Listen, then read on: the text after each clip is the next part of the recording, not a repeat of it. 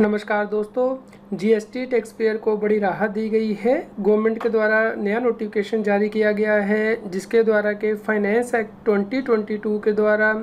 Tax payer को जो relaxation दी गई थी उन्हें लागू कर दिया गया है। Notification number 9/2022 central tax issue किया गया है, जिसके अंतर्गत के फाइनेंस एक्ट 2022 के अंतर्गत सेक्शन 110 क्लोज सी की जो प्रोविज़न थी और सेक्शन 111 की जो प्रोविज़न थी उन्हें लागू कर दिया गया है 5 जुलाई 2022 से। तो दोस्तों समझ लेते हैं कि क्या प्रोविज़न थी फाइनेंस एक्ट 2022 में जो प्रपोज की गई थी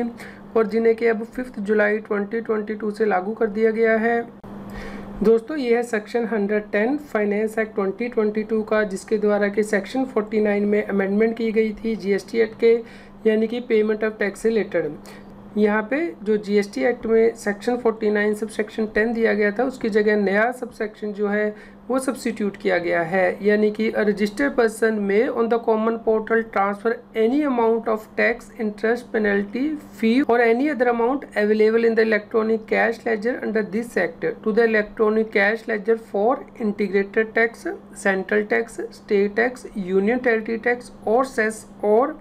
integrated tax or central tax of a distinct person as specified in subsection 4 or as the case may be subsection 5 of section 25 in such a form and manner and subject to such conditions and restrictions as may be prescribed, and such transfers shall be deemed to be a refund from the electronic cash ledger under this act, provided that no such transfer under clause B shall be allowed if the said registered person has any unpaid liability in his electronic liability registers। यानी कि दोस्तों यदि किसी व्यक्ति के एक से ज़्यादा जीएसटी नंबर हैं तो वो एक जीएसटी नंबर से दूसरे जीएसटी नंबर में इलेक्ट्रॉनिक कैश लेजर से अमाउंट ट्रांसफ़र कर सकता है, लेकिन यदि उसकी कोई लाइबिलिटी पेंडिंग है लाइबिलिटी रजिस्टर में तो उस केस में उसे अमाउंट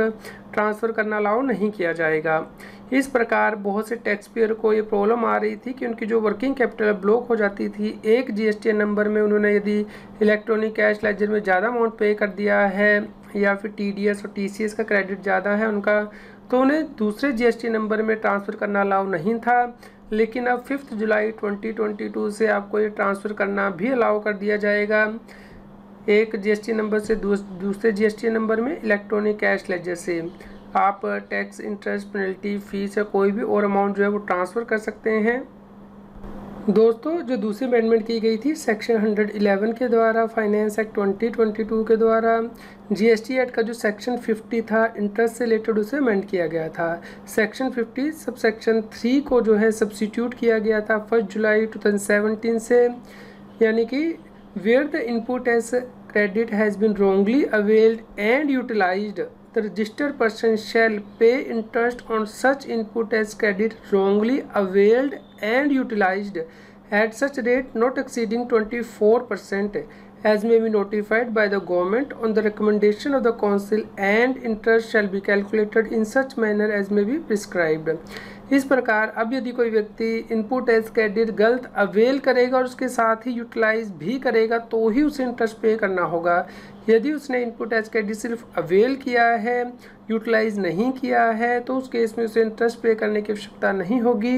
ये अमेंडमेंट भी 5 जुलाई 2022 से एप्लीकेबल हो जाएगी। इस प्रकार बहुत से टैक्स पेयर जो है इस अमेंडमेंट की बहुत टाइम से वेट कर रहे थे, तो ये अमेंडमेंट लागू हो गई है। आप इस नोटिफिकेशन को डाउनलोड कर सकते हैं। इसका लिंक इस न्यूज़ की वीडियो डिस्क्रिप्शन में भी दिया गया है। उम्मीद करते हैं आपके लिए यह न्यूज़ यूज़फुल रही होगी। कृपया लाइक कीजिए और शेयर कीजिए ताकि सभी लोगों तक ये जानकारी पहुंच पाए और वो जीएसटी की कंप्लायंस कर पाएँ। रेगुलर जीएसटी और टैक्स अपडेट के लिए इस चैनल को सब्सक्राइब करें। आप हमें Telegram app CA Satbir Singh टैक्सिल पर ज्वाइन कर सकते हैं ताकि आप जीएसटी और इनकम टैक्स के रेगुलर अपडेट अपने मोबाइल पर ही प्राप्त कर सकें।